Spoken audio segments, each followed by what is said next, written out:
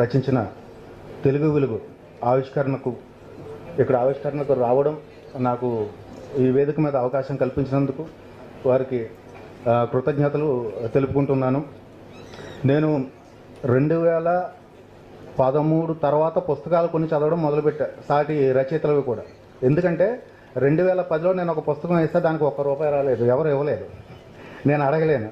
ఆ బాధ తెలుసు కాబట్టి 2013లో నేను రెండవ పుస్తకం వేసినప్పటి నుంచి ఇప్పటి వరకు ప్రతి ఒక్క పుస్తకం కొని చదువుతున్నాను.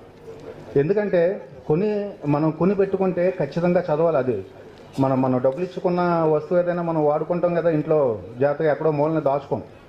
అలాగే దయచేసి వీలైనంత వరకు ఎవరు ఉచితంగా తీసుకోవద్దు.